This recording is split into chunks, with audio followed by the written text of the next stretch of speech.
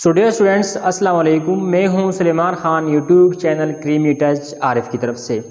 आज हम एक अनदर मोस्ट इम्पॉर्टेंट टॉपिक लेकर आए हैं और ये टॉपिक आप लोग जानते हैं कि ये गैसेस के मुतालिक है। देखिए, ऑलरेडी हम जो डिस्कस कर चुके हैं वहाँ पर हम डिस्कस कर रहे थे गैसेस लेकिन वहाँ पर जो टॉपिक था वो स्पेसिफिक नहीं था गैसेस के लिए। मतलब ये है कि कोई सब्सटेंस लेते थे, उनकी मास, उनके मॉलिक्यूल्स के दरमियान हम रिलेशन मालूम करते थे। मतलब एक फार्मूला हमने डिस्कस किया कि number of mole is equal to mass divide by molar mass. एक तो ये फार्मूला था। दूसरा फार्मूला क्या था? वो ये था कि number of mole is equal to particle means ये तो आयन्स हो सकते हैं, ये कोई कंपाउंड हो सकता है, ये कोई मॉलिक्यूल हो सकता है, डिवाइड बाय एवोगैड्रोस नंबर। आप लोग एवोगैड्रोस नंबर भी जानते हैं। और आज की इस टॉपिक में हम जो स्टेट लेते हैं, जो फेज लेते हैं, वो क्या होगा? वो गैस होगा। गैस हम लेंगे, ये कोई स्पेसिफिक नहीं होगा। जो भी गैस होगा उस हर गैस के मुतालिक एक बात आप लोगों को जहन नशीन करनी चाहिए कि जो भी गैस हो, देखें वो कार्बन डाइऑक्साइड हो या वो फिर कार्बन मोनोऑक्साइड हो, वो फिर नियान हो, हीलियम हो। कहने का मतलब ये है कि जो भी गैस हैं वो एसटीपी पर मतलब ये है अगर कंडीशन एसटीपी है। एसटीपी का मतलब ये है कि standard, S means standard, T means temperature and P means pressure. आप लोगों को एक बात जहन नशीन करनी चाहिए कि जो भी गैस हो वो कोई स्पेसिफिक गैस नहीं हो सकता।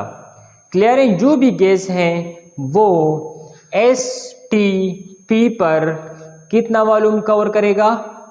22.4 डीएम क्यूब, 22.4 डीएम क्यूब। और एक बात और, 1 डीएम क्यूब जो होती है वो बराबर होती है 1 लीटर के। मतलब ये है कि जो भी गैस हो, मतलब वो इथेन हो सकता है, मीथेन हो सकता है, कोई कार्बन डाइऑक्साइड, कार्बन मोनोऑक्साइड, जो भी गैस है वो एसटीपी पर, स्टैंडर्ड टेम्परेचर प्रेशर पर इतना वॉल्यूम कवर करेगा। अदरवाइज मतलब इन अदर वर्ड्स में हम इस तरह भी कह सकते हैं कि 22.4 डीएम क्यूब का जो गैस होता है वो 1 मोल के बराबर होता है। लेकिन वीडियो के स्टार्ट में एक बात मैं आपसे कहना चाहता हूँ, एक रिक्वेस्ट है। देखिए, हम जो लेक्चर वाइज एक चैप्टर स्टार्ट करते हैं उनका एक लेक्चर का दूसरे लेक्चर के साथ एक लिंक होता है। और अगर आप लेक्चर नंबर 15 देख रहे हैं और लेक्चर नंबर 14 नहीं देखा है तो आपकी कंसेप्ट फुली क्लियर नहीं होगी। क्लियर है? हम स्टेप वाइज, लेक्चर वाइज इस चैप्टर को मतलब क्या कवर कर रहे हैं। सो आप लोगों से एक रिक्वेस्ट है कि आप लोग किसी भी वीडियो को स्किप ना करें, क्योंकि वीडियो की स्किपिंग असल में आपकी कंसेप्ट की स्किपिंग है। और साथ साथ आप लोग के लिए, आप लोगों के फ़ायदे के लिए, उन तमाम बहन भाइयों के फ़ायदे के लिए जो किसी कम्पिटिटिव एग्ज़ाम में हिस्सा लेना चाहते हैं, कामयाबी हासिल करना चाहते हैं, उनके लिए हमने पूरी की पूरी टीम बनाई है। मतलब फिजिक्स, केमिस्ट्री, सारे के सारे वेल क्वालिफाइड टीचर इस चैनल पर मौजूद हैं। और स्टाइकोमेट्री के से रिलेटेड जितनी भी 14 लेक्चर्स हैं उनकी जो लिंक हैं वो मैं डिस्क्रिप्शन बॉक्स में देता हूं, वो ज़रूर देख के ये लेक्चर देखें। अच्छा, ये कह रहे थे कि एसटीपी पर, स्टैंडर्ड टेम्परेचर प्रेशर पर कोई भी गैस इतना वॉल्यूम कवर करेगा। इसे हम इस तरह लिख सकते हैं कि कोई भी गैस स्टैंडर्ड टेम्परेचर प्रेशर पर 22.4 लीटर वॉल्यूम कवर करेगा। ये एक बात जहन नशीन करनी चाहिए। और साथ साथ अगर कोई पूछे आपसे कि देखिए आपके पास 2 किस्म के गैसेस हैं, एक ये गैस है, एक लेट्स सपोज ये गैस है। क्लियर है? एक लेट सपोज हम यहाँ पर इस तरह लिखते हैं HC2H2।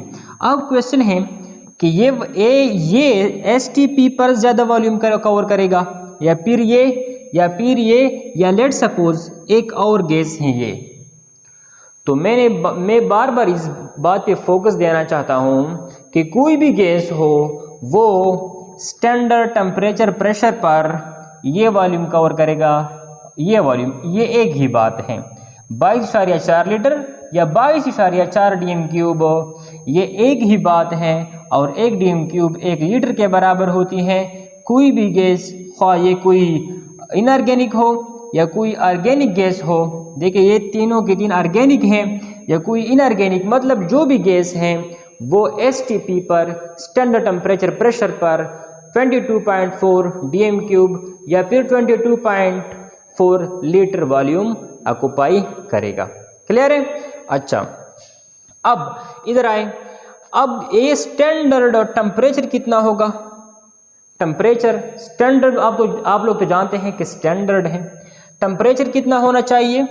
स्टैंडर्ड टेम्परेचर वो होनी चाहिए 0 डिग्री सेल्सियस होनी चाहिए, या आप केल्विन में भी ले सकते हैं, मतलब 273.15 केल्विन।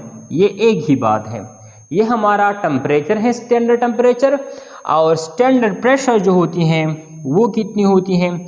वो 1 एटमॉस्फेयर होती हैं। क्या सब यूनिट्स में भी आप लोग जानते हैं, वो हम बाद में पढ़ेंगे। क्लियर है? स्टैंडर्ड टेम्परेचर कितना है? 0 डिग्री सेल्सियस। और स्टैंडर्ड प्रेशर कितना होता है? 1 atm 1 एटमॉस्फेयर होता है। क्लियर है? अच्छा, सो हमने कहा कि कोई भी गैस स्टैंडर्ड टेम्परेचर प्रेशर पर कितना वॉल्यूम कवर करेगा? इतना। क्लियर है? सो यहाँ से एक फार्मूला अखज़ होती है, डिराइव होती है कि नंबर ऑफ मोल, देखिए मैं इस तरह रिप्रेजेंट करता हूँ कि number of moles is equal to what? Volume of gas, volume of gas 8 STP। STP का मतलब कि standard temperature pressure. Number of mole is equal to volume of a gas 8 STP divide by molar volume. Molar volume का मतलब ये है कि volume occupied by 1 mole. Molar volume का मतलब है volume occupied by 1 mole of gas 8 STP। Clear है? सो बढ़ते हैं कुछ न्यूमेरिकल्स की तरफ।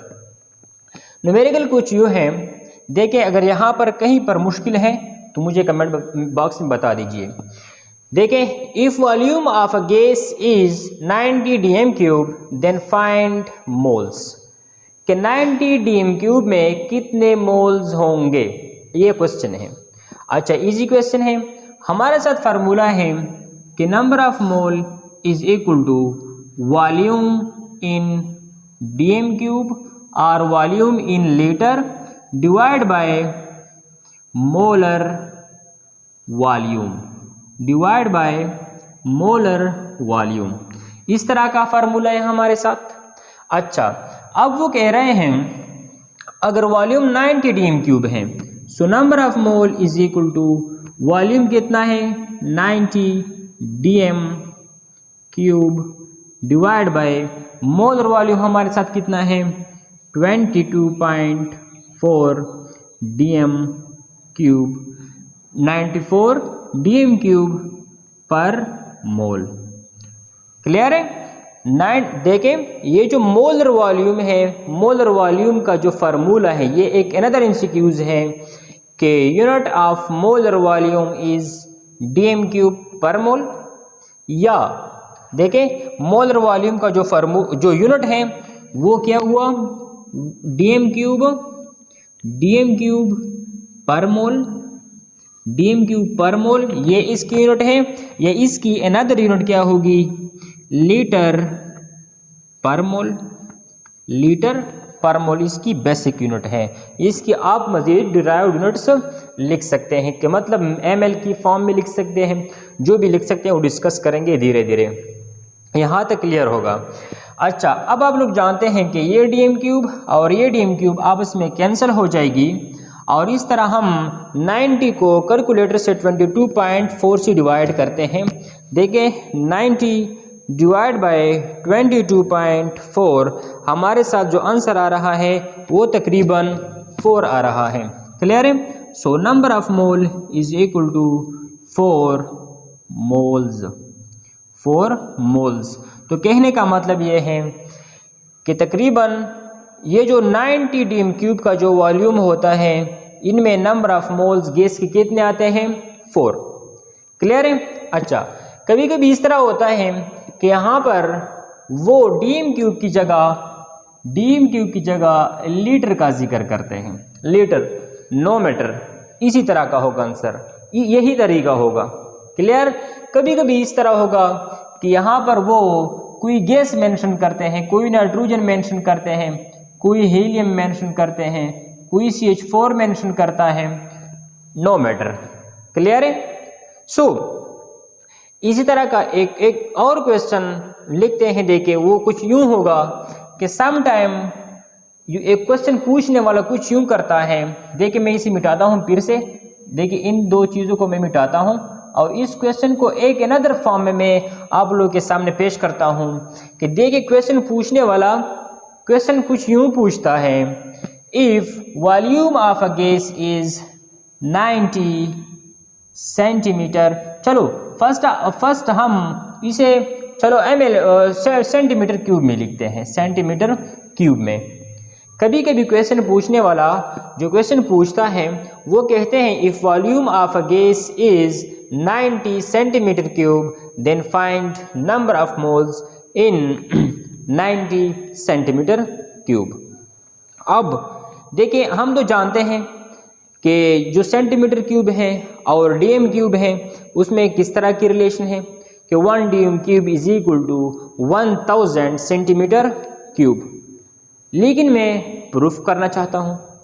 आप लोग जानते हैं, देखें मैं इसे हाथ से मिटाना चाहता हूँ। देखें यहाँ पर मैं लिखना चाहता हूँ। अच्छा देखें हम कहते हैं कि 1 मीटर में 100 सेंटीमीटर होते हैं। 1 मीटर में 100 सेंटीमीटर होते हैं, ये तो हम जानते हैं, ठीक है। और 1 मीटर में 10 डेसीमीटर होते हैं। देख कंसेप्ट क्लियर करने की कोशिश करता हूँ, ये भी इंपॉर्टेंट होती हैं। क्लियर है? कोई भी कम्पिटिटिव एग्ज़ाम हो उसके पॉइंट ऑफ व्यू से ये चीज़ें इंपॉर्टेंट होती हैं। अच्छा देखिए हम जानते हैं कि 1 मीटर में 100 सेंटीमीटर और 1 मीटर में 10 डेसीमीटर होते हैं। अब कहने का मतलब ये है कि इन दोनों इक्वेशंस को आप लोग देखें, इनके लेफ़्ट साइड बराबर हैं, लेफ़्ट साइड उनके बराबर हैं। सो एक इक्वेशन के अगर लेफ़्ट साइड बराबर हो तो उनके राइट साइड भी बराबर होंगे। तो कहने का मतलब ये है कि यहाँ पर जो हमारे साथ 100 सेंटीमीटर हैं वो बराबर हैं 10 डेसीमीटर। ये तो आप लोग जानते हैं। देखिए मैं जो कोशिश कर रहा हूँ वो ये क्वेश्चन सॉल्व करने की कोशिश कर रहा हूँ, लेकिन साथ साथ अनदर MCQs वो भी, ताकि वो भी हल हो जाए, क्लियर, और कॉन्सेप्ट भी क्लियर हो जाए। अब आप लोग जानते हैं कि ये और ये कैंसल। अब देखिए 10 सेंटीमीटर वो बराबर हैं 1 डेसीमीटर। यहाँ तक क्लियर है? ठीक है। अब देखें यहाँ पर सेंटीमीटर क्यूब है, इसलिए मैं यहाँ पर क्यूब लेना चाहता हूँ ताकि मुझे क्यूब की वैल्यू आ जाए। अब देखें मैं इस साइड पे क्यूब लेना चाहता हूँ और इस साइड पे क्यूब लेना चाहता हूँ। क्लियर? देखें मज़ीद, अब यहाँ पर आप लोग जानते हैं कि यहाँ पर 1 है, यहाँ पर भी 1 है।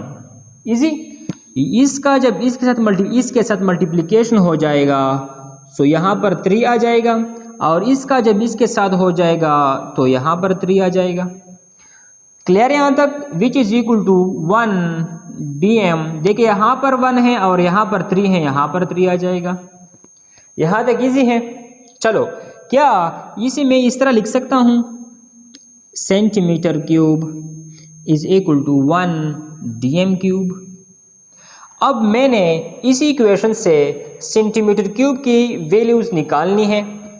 क्यों इसलिए निकालनी है? क्योंकि मैंने मोल्स फाइंड करने हैं इस वॉल्यूम में मैंने नंबर ऑफ मोल्स फाइंड करने हैं, लेकिन ये वॉल्यूम तो मेरे साथ डीएम क्यूब में होना चाहिए, इसलिए मैं सेंटीमीटर क्यूब की जगह डीएम क्यूब लिखना चाहता हूँ। हमारी जो सफ़र है वो यहाँ तक है, सिंपल।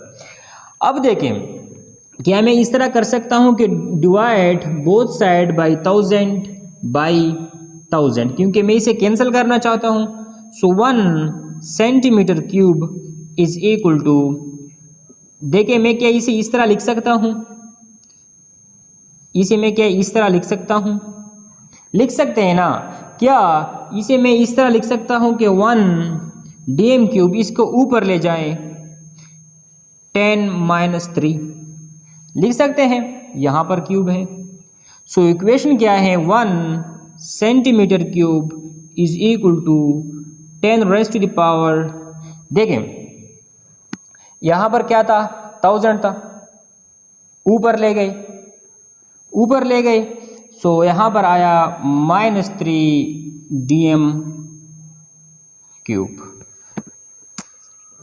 क्लियर है यहाँ तक? ओके। अच्छा, अब मैंने इसी कीमत को यहाँ पर पुट करनी है। यहाँ तक क्लियर है? अच्छा, अभी देखें, हमें मालूम हुआ कि 1 सेंटीमीटर क्यूब में 10 raise to the power -3 dm cube होती हैं। अब देखें ये तो हमारी कैलकुलेशन थी, रफ कैलकुलेशन थी, ठीक है, ये तो हमारी रफ कैलकुलेशन थी। अब मैं इसी क्वेश्चन का आंसर देने वाला हूँ। यहाँ पर देखिए नंबर ऑफ मोल्स फाइंड करेंगे। So number of mole is equal to, volume कितना है? Volume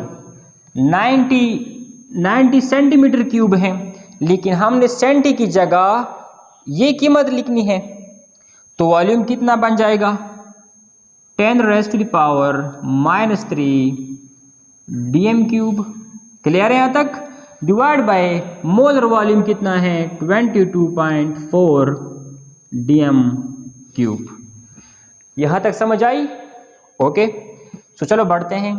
number of mole is equal to, अब क्या करते हैं? इस तरह करते हैं कि 90 को 22.4 से डिवाइड करते हैं। अब जब हम 90 को 22.4 से डिवाइड करते हैं तो आप लोग जानते हैं कि हमारे साथ जो आंसर आ रहा है वो 4, तकरीबन 4 आ रहा है। कितना? 4। And 10 raise to the power -3, क्या देखिए यहाँ पर मोल है। आप लोग जानते हैं कि यहाँ पर मोल का लफ्ज़ हम भूल चुके हैं। अब ये dm क्यूब आपस में कैंसिल हो जाएंगे और यहाँ पर मोल ही रह जाएगा। सो कहने का मतलब ये है कि 90 सेंटीमीटर क्यूब में कितने मोल्स होते हैं? 4 multiplied by 10 raise to the power -3 mole. या इसे क्या मैं इस तरह लिख सकता हूँ कि number of mole is equal to 4 divide by, इस तरह लिख सकता हूँ, मोल। जो भी आंसर है क्वेश्चन में, जो भी MCQ होती है, जो भी ऑप्शन होता है, मुख्तलिफ तरीक़ों से वो मेंशन करते हैं ऑप्शंस। इसी इक्वेशन को वो आप लोगों के लिए इस तरह भी पेश कर सकते हैं कि number of mole is equal to 4 divide by 10 raise to the power 3। ये भी सही है, ये भी सही है, ये भी सही है, ठीक है। अच्छा, हमने क्या किया? इंतहाई इजी था, लेकिन स्लोली मैंने इसलिए हल किया ताकि आप लोगों का कॉन्सेप्ट क्लियर हो जाए।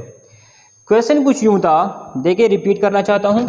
क्वेश्चन कुछ यूँ था कि अगर आपके पास इतना वॉल्यूम हो तो इसमें कितने मोल्स होंगे। तो हमने ये फाइंड किया कि 1 centimetre cube 10 raise to the power -3 dm cube के बराबर होती है।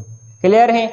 इस सेंटीमीटर क्यूब की वैल्यू हमने यहाँ पर लिख ली ताकि इसको हम dm क्यूब में कन्वर्ट करें। इसको dm क्यूब में कन्वर्ट करने के बाद हमने नंबर ऑफ मोल्स फाइंड किए। कोई भी मुश्किल नहीं है, लेकिन स्ट्रगल और मेहनत आप लोगों ने ज़रूर करनी है। और एक रिक्वेस्ट जो मैं बार बार करता हूँ, ये आप लोग जानते हैं कि न्यूमेरिकल्स हैं, न्यूमेरिकल प्रॉब्लम है, और न्यूमेरिकल प्रॉब्लम की कोई मेथोडोलॉजी होती है, कोई तरीक़ाकार होता है, कोई ऑपरेशंस इसमें होते हैं।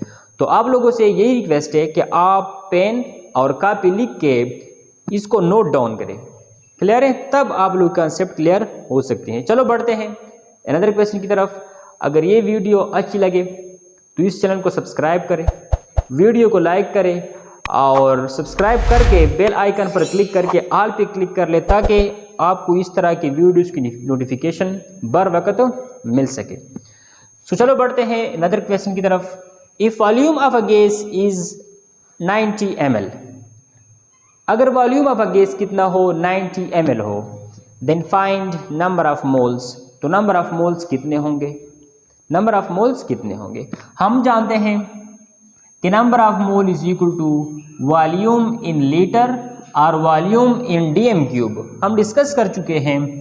डिवाइड बाय मोलर वॉल्यूम की जगह चलो मैं फौरन लिखता हूँ 22.4 लीटर।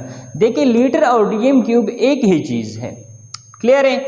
यहाँ पर आप लोग देख सकते हैं कि यहाँ पर मिली लिखी हुई है, मिली लिखी हुई है। ठीक है, आप लोग जानते हैं कि ये जो मिली है ये बराबर होती है 10⁻³ सो फौरन क्या हम 90 ml की जगह के मैं इस तरह लिख सकता हूँ कि 90 10⁻³ लीटर लिख सकता हूँ। ठीक है, so number of mole is equal to 90 10⁻³ litre. Clear है? Divide by 22.4 litre. अब देखें लीटर पर मोल, देखिए मैं भूल जाता हूँ और लेकिन आप लोग इसे बार बार प्रैक्टिस करें। क्लियर है? अच्छा, कि एक मोल का जो वॉल्यूम होता है वो 22.4 लीटर पर मोल या 22.4 डीएम क्यूब पर मोल होता है। ठीक है, मेरे ख्याल में इसी कैलकुलेशन हमने अभी की 90, चलो करते हैं। अच्छा देखिए 90 डिवाइड बाई 22.4, इससे हमारा आंसर तकरीबन देखें, इससे हमारा आंसर तकरीबन क्या आता है, ये और ये cancel. Number of mole is equal to 4 10⁻³ moles. Clear है? सो उम्मीद है कि आप लोगों को इसकी जो बेसिक चीज़ें हैं, इसकी जो अंडरस्टैंडिंग है वो आ चुकी हैं। सो मैं कोशिश करता हूँ कि इस तरह की बेनिफिशियल और बेसिक चीज़ें आप लोगों की खिदमत में एक नेक्स्ट वीडियो में पेश करूँ। तो डियर स्टूडेंट्स, ये लेक्चर नंबर 15 है और लेक्चर नंबर 16 में इसी के मुतल्लिक मैं कुछ और बेसिक चीज़ें आप लोगों के साथ शेयर करूँगा। तब तक की इजाज़त दीजिए। अल्लाह हाफ़िज़।